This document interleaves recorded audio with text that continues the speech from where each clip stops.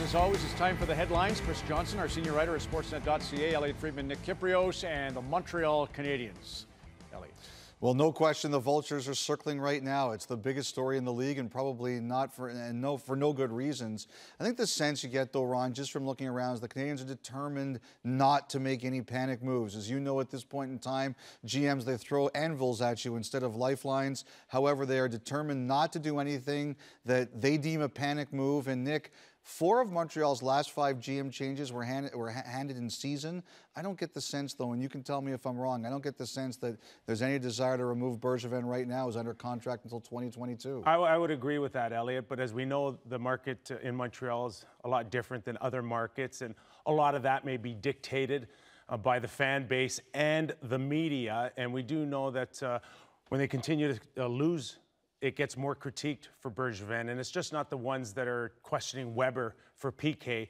But now you start going down the list a little bit, and now all of a sudden a meaningless trade at the deadline like Andreas Martinson for Sven Andrighetto all of a sudden becomes a pretty big story when you see Andrighetto be a pretty important piece to Colorado's start to the season. Well, they got no choice, guys, I don't think, that to just block out the noise. The only concern for the Montreal Canadiens should be Carey Price and getting him where he is. I mean, they've paid this guy $84 million, made him the richest goaltender in the league this summer. And when you see some of these goals, a couple that got by him in the 6th last night, I mean, it's uncharacteristic body language from him. Looking at a teammate, Carl Alsner, when the 6th goal goes in, breaking his stick across the post. And, if you're betting, he's not going to stay at an .880 save percentage all year long. I know it's difficult. They're coming home from a very unsuccessful road trip, but this isn't about you never trades. see that. You never see that frustration. But it's not about trades. It's not about panic. It's about getting Carey Price back to being the best goalie in the world. He wasn't too happy when Michel Therrien gave him the hook. You remember one temper tantrum. It's funny. Craig Anderson, shutout going here this evening for the Ottawa Senators. The beginning of the end for Colorado was when he left. I know you guys all agree Semyon Varlamov is terrific, but Anderson was a key cog there. So that brings me to Matt Duchene. Well, just for say, like last week I ruined Mike Condon's shutout. Now they're going to be mad at you, okay, Ron, good. if he doesn't. Matt Duchene, first of all, Colorado improved. Their young players look really good.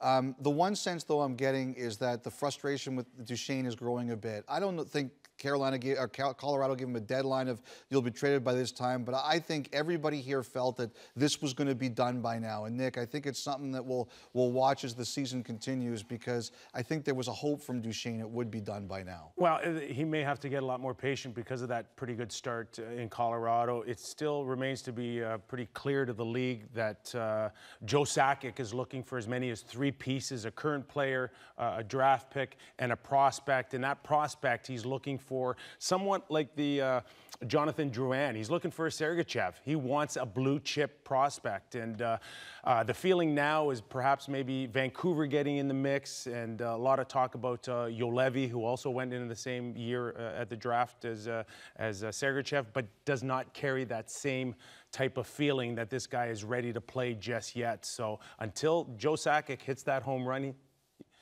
Matt Duchene may have to wait a little longer. Matt's uncle, Newell Brown, on the coaching staff in Vancouver, so obviously that makes some sense. What's going on with Brian Boyle, Chris? Well, some good news out of New Jersey this week, and there's hope here in the coming days that Brian Boyle will get clearance for contact at practice. They're just awaiting one more test from doctors, and this has been the biggest hurdle, I guess, since his leukemia diagnosis in terms of getting back to playing. The Devils have a long week. They don't play again until Friday, Ron, and perhaps we'll see him back at practice this week and hopefully in their lineup soon. Lovely. Cam Fowler injured last night, Nick. Yeah, and still waiting to see whether or not he could avoid a surgery. If that's the case, then you're talking about months. A suspected knee injury against Montreal. You look at how this team has been hit with the injury bug. To see this guy go down the other night makes a lot of us cringe. But at the very least, they're talking about maybe 4 to 6 weeks, Ron.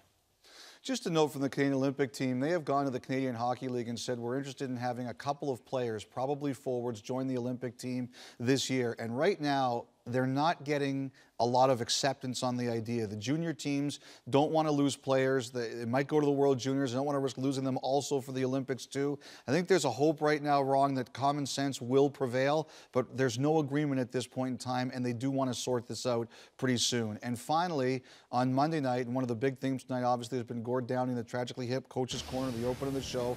On Monday night is the NHL Alumni Gala, and Mario Lemieux will be the Man of the Year. Craig Cunningham is getting the Award of Courage, but every year there was an honorary member, and this year they planned on doing the tragically hip, and they will still do Gord Downing and the tragically hip, and that was a copy of what they are going to be presented. At the Scotiabank Centre Monday night in Toronto, that'll be an amazing event. Wendy McCreary, too, Yes. a real backbone of the game, will be honored by the Alumni Association.